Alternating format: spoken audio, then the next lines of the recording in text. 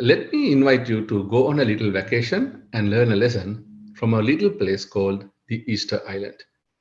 The Easter Island is one of the most remote human inhabitants on planet Earth as of today. The closest landmass to Easter Island is at least 3,000 kilometers away. It is located in the South Pacific Island. It is an island about roughly under 200 square kilometers, but it is still a human inhabitant. What is the lesson that we can get from Easter Island? Well, if you go to Easter Island today, you can see a tourist resort, a place that you can enjoy. Now, all this is possible because Easter Island has something very rare. There is an ancient volcano erupted, and remnants of that ancient volcano has resulted in a freshwater lake, which is a rarity in remote islands.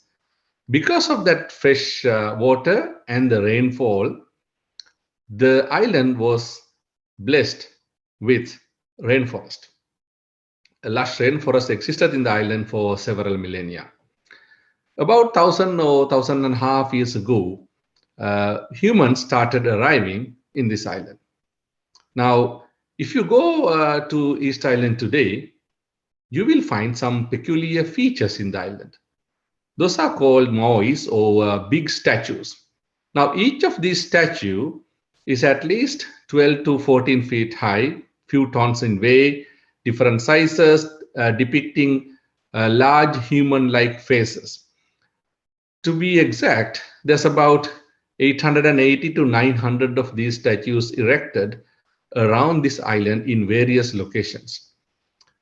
It has been a puzzle for many historians and archaeologists why these artifacts has been put there, who put it there, and then what is the purpose of these huge statues in such a remote location in the world that doesn't really seem to be connected with a lot of other cultures.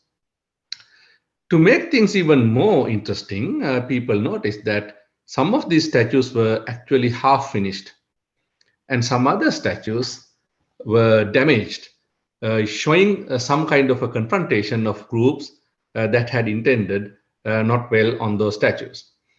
So this puzzle, ever since Easter Island was discovered about a few hundred years ago by the Europeans, has puzzled the archaeologists and the historians. After several decades of studying and looking into evidence and analysis, finally, the secret of the Easter Island has come out. Now, what was the reason and what was the history of these statues, and then who made that? Well, as I said before, about 1.5 millennia ago, people from neighboring islands, island settlements, started arriving at the Easter Island, and because of the vegetation and the water and the surrounding sea provided everything for the sustainment of a human colony, quickly the Easter Island became a human colony. At the height of its prosperity, East Island is believed to have been inhabited by more than 15,000, maybe close to 20,000 people. It was a prosperous civilization by any means. It was self-sufficient in all the crops. It had water, it had fish, it had everything to sustain lively human inhabitants in that island. And because the island was populated, these different groups, of course, as any other human group would have, had their own belief systems. Because they had the belief systems, they wanted to create statues to venerate or honor the gods that they believe. So what they did was they carved out massive stone carvings out of the leftover rocks in that island, and then cut down the trees and transported them to the shoreline and erected them using the primary lever systems that they had at that time. While this was going on, there was tension erupting between different groups of people who had different faiths, as it happens in any other society. So it resulted in some infighting between the people who were inhabiting this island, and also that was one of the reasons why some of these statues were damaged, because of the infighting between different groups who were thinking that their god was better than other people's god, which again happens to in our society today as well. However, one thing that they didn't realize was that they were living on a remote island. Because of the several hundred years of vegetation, the soil lost its nutritional power, and the crops, the harvest started dropping. And because of the infighting, and also they had to cut down a lot of trees to transport the statues, the lush vegetation in the island was rapidly disappearing. At the end of the day, when it came around 15th century, 16th century AD, the island was going through a pretty rough patch. People were dying of famine, illnesses. There was food shortages. People were hungry, and unfortunately, the only option for them to survive this disaster was to build some big ships and move to another landmass that is near them. Unfortunately, by that time, they have cut down most of the big trees to transport the statues and also to fight with each other. They did not have enough trees for them to go to another island. Pretty much, they were stranded alone in an island, destined to not to survive that ordeal. However, fortunate for them, the Europeans came. Some people can argue whether it was fortunate or unfortunate, depending on what happened to them. But at least they were partially saved. Of course, the Europeans had better equipment to equip that island and build other things and bring things from outside.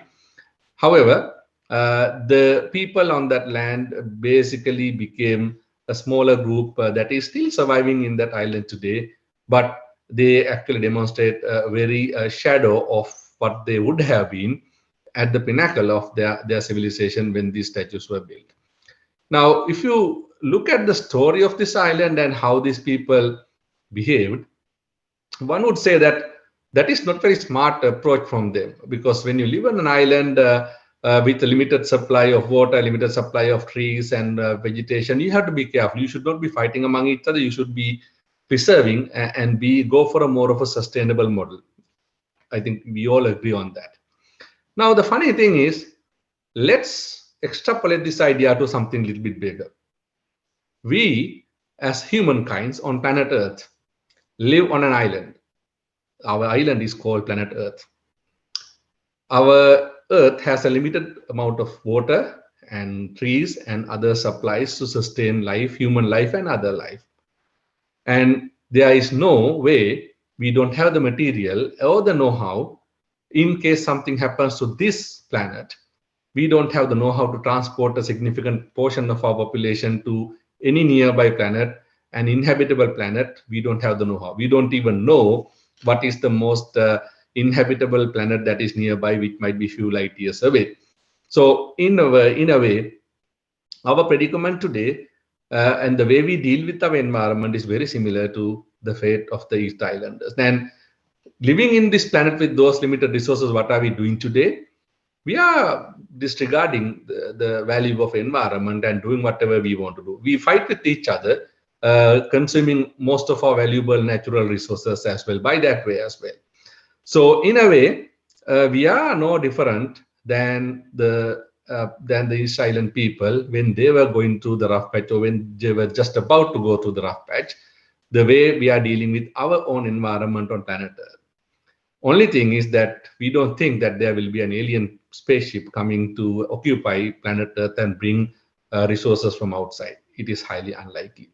So the lesson that we can take from East Island is that for the mankind on planet Earth not to go down the same path as the East Islanders, we still have time. We still have to take some action. We have to make some decisions. And I think we have the faculties to understand that, and the resources, both on human and other capital resources, to make the right decisions and go on a pragmatic way, that we do not end up in a situation like the people in Easter Island, or even worse than their predicament, when you consider the fate of our planet Earth and the future of mankind on planet Earth. So I think what we have to think about, and the lesson to learn from the East Island, is we have to take the right decisions. Sometimes they have to be bold and radical, but if you don't take the decisions, the environment or the mother nature will not be that kind to you. So So I think it's time for us to think about that, reflect on that, and take some action. Thank you.